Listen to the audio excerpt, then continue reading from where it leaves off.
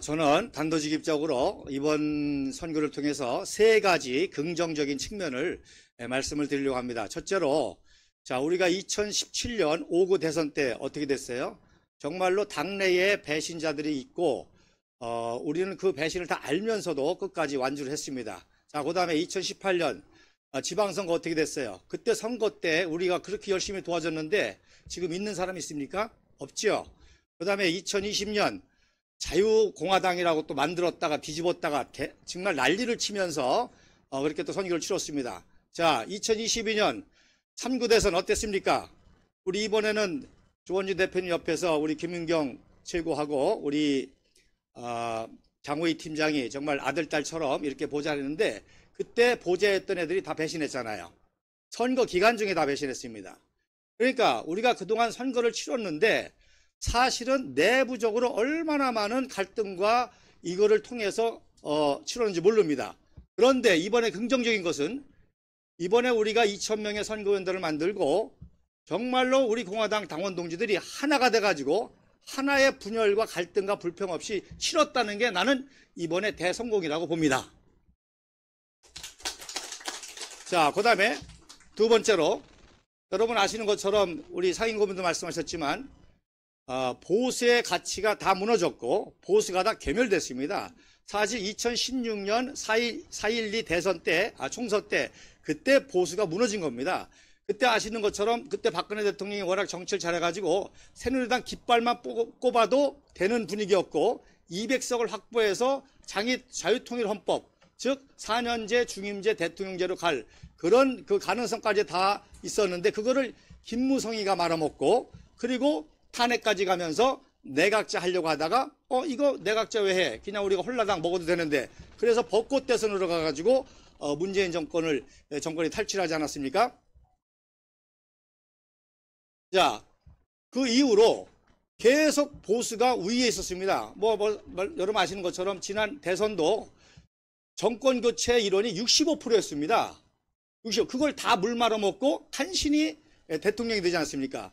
이번에 총선도요, 여러분 아시는 것처럼 한동훈이가 막 방방 뛰면서 오히려 인기가 좋았는데 또 인요한이 오면서 굉장히 초반에 분위기가 좋았지 않습니까? 그걸 다 물 말아먹고 망가진 거는 뭐냐? 한마디로 말해서 보수의 지도자들이 다 괴멸됐고 보수가 다 괴멸됐고 그러나 아직도 저변에는 보수 우파들이 있다는 거예요. 그런데 이번 총선에서 제가 희망적으로 보는 것은 유일하게 보수의 가치와 이념을 강력하게 어필한 지도자는 조원진 우리공화당입니다.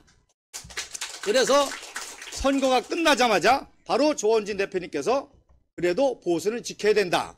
이 멘트가 나온 이유가 바로 여기 있는 것입니다. 그래서 그 다음에 세 번째로 긍정적인 요소는 뭔가 하니 한동훈이가 하루아침에 이렇게 걸음덩어리로 떨어질 줄 누가 알았어요? 다 차기의 대권 주자로 다 여기면서 젊은 나이에 법무부 장관에 또 비대위원장에 차기 대권 후보로 또 차기 대권 후보라고 해서 다 자기를 믿을 사람들 다 공천하고 했는데 100일 만에 이렇게 하늘에서 땅으로 떨어질 줄 아무도 몰랐습니다. 무슨 얘기냐? 여러분 솔직해지십시다. 정규제 주필 이번에 도와줘서 감사한데 2018년에 조원진 대표님하고 면담하면서 면전에서 꼬마 정당이라고 그랬습니다. 그래서 데모하려고 그랬습니다. 근데 조원진 대표님이 말렸었어요.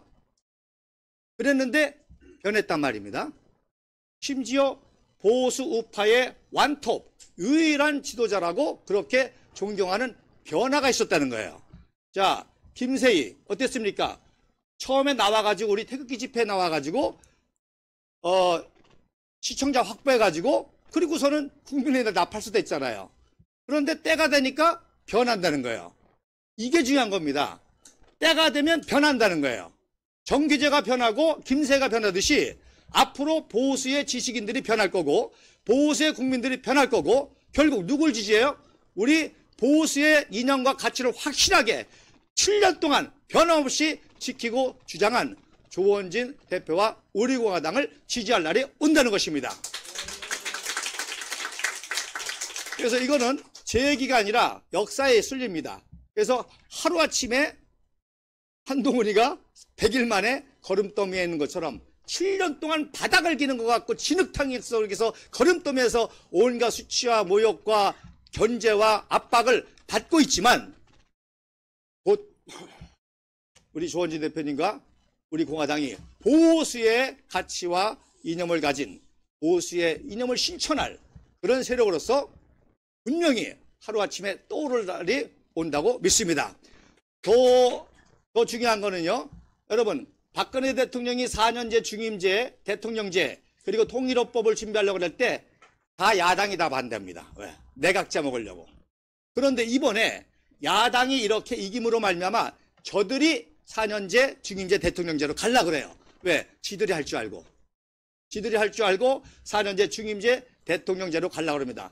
여러분 우리나라 역사에서 내각제와 대통령 중심제는 굉장히 중요한 싸움이고 또 개헌이 중요한 정치적인 싸움이었는데 어쨌든 이번 기회에서 4년제 중임제 대통령으로 간다고 한다면 2027년에 분명히 저는 기적이 일어날 줄로 믿습니다.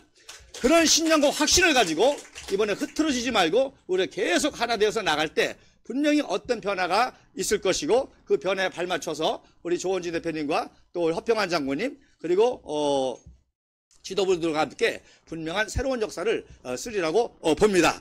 이번에 총선 끝나자마자 저희 가족이 구두를 사주더라고요. 새신을 찢고 뛰라는 거예요. 마지막으로 우리 박지호 청년도 이번에 열심히 했는데 여러 가지 사정으로 해서 취직을 하게 됐습니다. 이번에 여러 가지 활동하느라고 해서 그래서 앞으로 오늘도 이제 회의에 못 나왔는데 아무튼 다시금 우리 조원진 대표님 또 우리 오호정 청년 그리고 비례대표 후보에 출마해 주시고 함께 해 주신 우리 당원 동지들께 진심으로 감사를 드리고 이 세 가지 희망을 가지고 나갈 수 있기를 바랍니다. 감사합니다.